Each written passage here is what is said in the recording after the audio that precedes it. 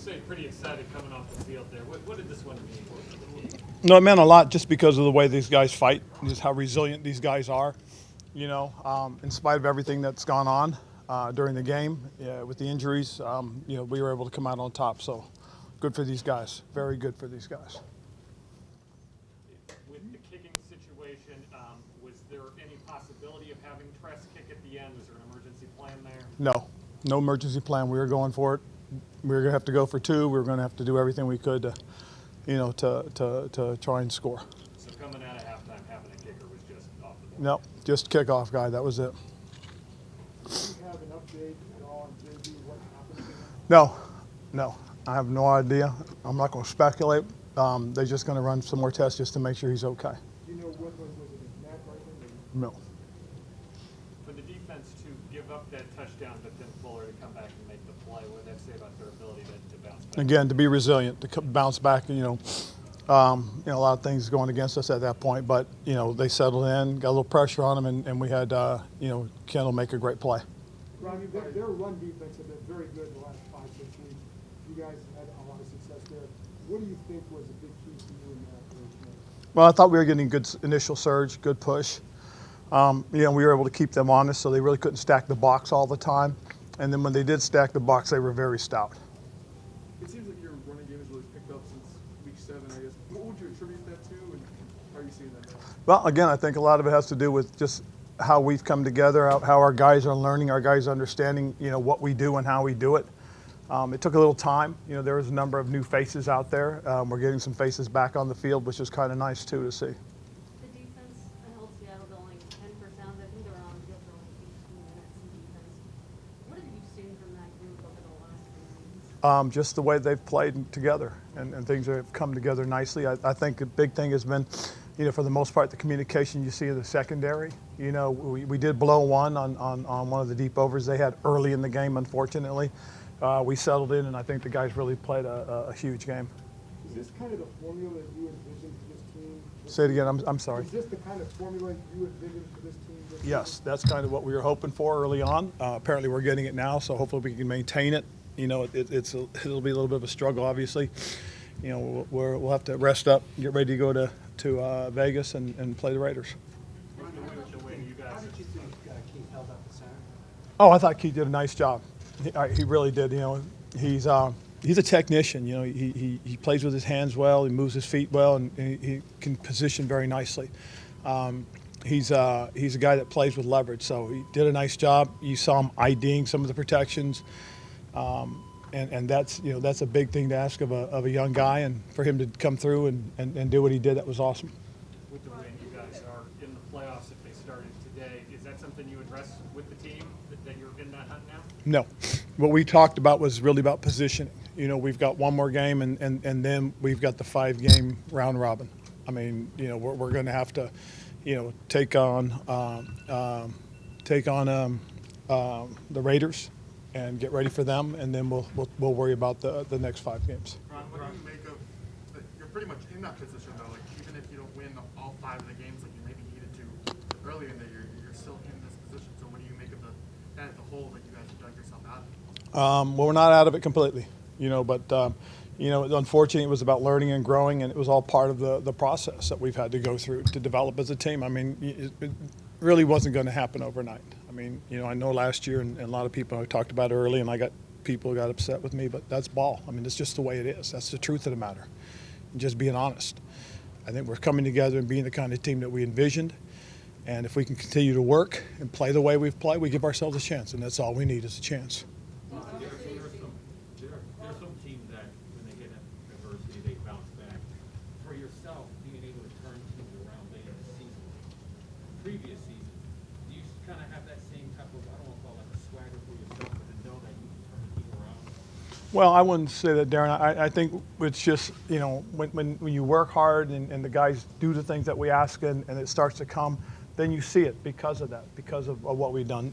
I don't think there's a real magic formula as much. It's just about working hard. I mean, if you watch the way they practice, I know you guys can't, but if you saw it, it's impressive. It really is. I've had when we've had the production crews that come and they watch practice, they watch the Friday practice, and they go, "God, you guys are ready." Well, that's what I learned from Andy Reid. I mean, Friday is an important day, and we got to practice the right way, and the guys do that, and we've done it all year, and now I think we're starting to see it come together. Ron, what do you think about Taylor's performance? I thought Taylor was sharp. There were a couple things I know he'd like to have back. The one he threw to Logan that got intercepted, he was late on it, and he knows he was. Part of the problem was Bobby Wagner rolled underneath perfectly and forced him to pump it once and then try to throw it, and by then it was late. If he had thrown that earlier, Bobby might have knocked it down, but he tried to force it. That's probably one of the big mistakes he made all day. Other than that, I thought he was solid. He managed the game the way we needed it managed, and then he made a couple plays when we needed the plays made. Ron, before J.D. McKissick went out of the game, I'm just curious, before J.D. McKissick went out of the game with the injury, what did you think of his contributions? Randy Jordan said he's one of the best pass catching running backs. Oh, he really is. I think he's one of the most versatile guys in the league. I mean, he's a threat first, second, or third down. He's a guy that really, you want to have there as much as possible, and he's a resilient player. Ron, You mentioned players getting more comfortable with each other out there. Do you see ways where Scott is getting more comfortable with the guys he has available and what they can do? Well, yes, and I think now getting both Logan and Curtis back will open up some more things even more so. I thought he did a nice job rolling people and keeping guys fresh, and that was important just to see how those guys really responded when they got their opportunities. And I think it makes for a lot more competition in terms of just when you get your chance, you've got you're out on the field, you got to produce. with Antonio, how much of it for him is, you talked about some of the maturity, he's running, pressing the hole a little bit more physical, but that shin, do you see a big difference with it being healthier? Well, yeah. I mean, the last time he was feeling, where he was struggling, he wasn't as productive, but lately he's really been feeling good. He played a heck of a football game too. He really did. Very physical game. He played downhill. And again, they got very stout at one point, especially third and short. They were very stout, and we got to be better up, on third and shorts. That's for sure.